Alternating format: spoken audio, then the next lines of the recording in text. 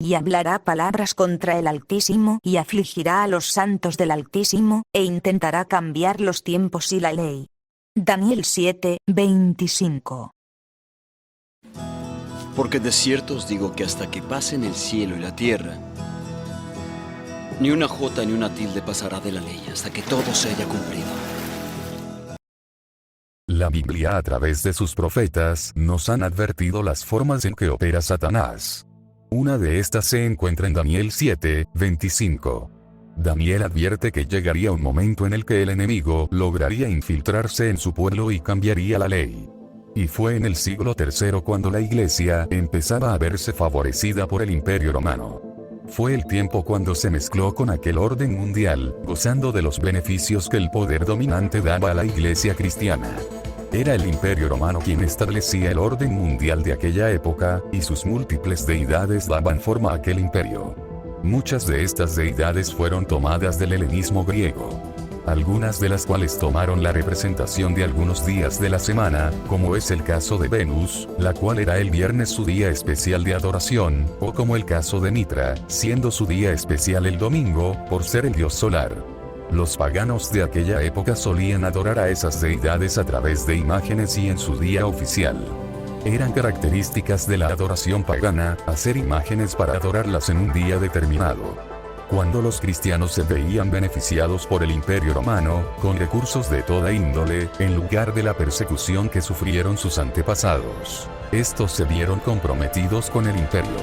En aquel entonces, el problema ya no era la persecución de la fe, el problema entonces era conciliar la fe cristiana con el paganismo helénico y el poder romano, sin dejar de recibir todos los beneficios que daba el emperador Constantino, y sin ofender a los nuevos conversos. Al emperador le interesaba que hubiera paz entre los cristianos y los paganos, para afianzar su reino.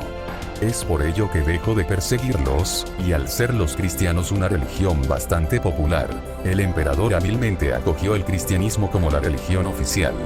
Es aquí, en este momento de la historia donde la profecía de Daniel 7:25 cobra relevancia. Ese poder oculto que cambiaría la ley, se había infiltrado en la iglesia, en forma de poder y recursos, corrompiendo a la iglesia primitiva. Y es así que en el año 363, en el sínodo de la Odisea, por primera vez, se ordenó que los cristianos deberían dejar de guardar y santificar el sábado, para trabajar ese día.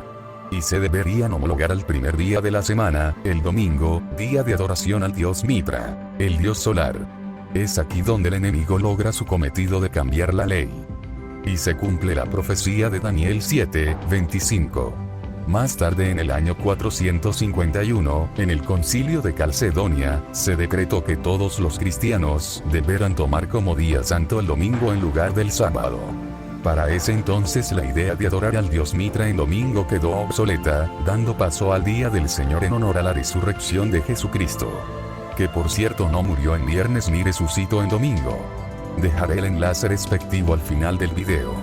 Como podrá ver, para los primeros judíos mesiánicos y para los cristianos, el día santo era el sábado, conforme al mandato de Jehová. No obstante, durante su persecución se reunían en diversos días a la semana, incluyendo el domingo, como dice en Hechos 20 versículo 7. Pero eso no significa que hayan cambiado el día que Dios apartó para santificarlo. Estoy seguro que esos cristianos pensaron que no importaba el día, que si se hacía de corazón, era lo mismo. Pero aprendamos de Abel y de Caín, en Génesis 4, 3 al 5. Y aconteció andando el tiempo, que Caín trajo del fruto de la tierra una ofrenda a Jehová. Y Abel trajo también de los primogénitos de sus ovejas, de lo más gordo de ellas. Y miró Jehová con agrado a Abel y a su ofrenda, pero no miró con agrado a Caín y a la ofrenda suya. Y se ensañó Caín en gran manera, y decayó su semblante. Entonces Jehová dijo a Caín: ¿Por qué te has ensañado, y por qué ha decaído tu semblante? Si bien hicieres, no serás enaltecido. Note que ambos trajeron lo mejor de sí, pero el Eterno solo se agradó de la obediencia de Abel. Comprendiendo este pasaje, cobrará relevancia la profecía de Daniel.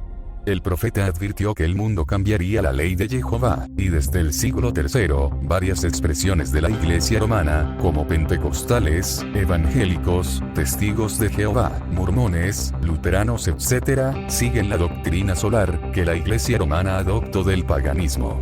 Es por ello que usted no va a encontrar un solo versículo en la Biblia que ordene que usted deba santificar el domingo, es decir, apartarlo para el Eterno. Tampoco que sea exclusivo para los judíos, ya que es un regalo de Dios para el ser humano. Ahora te pregunto, ¿cómo adorarás a Dios, como Caín a la manera de tu iglesia, o como Abel, de acuerdo al mandato de Dios? Espero que te sirva y te haya gustado este video. Coméntanos, ¿qué piensas del único día que Dios santificó? Hasta pronto.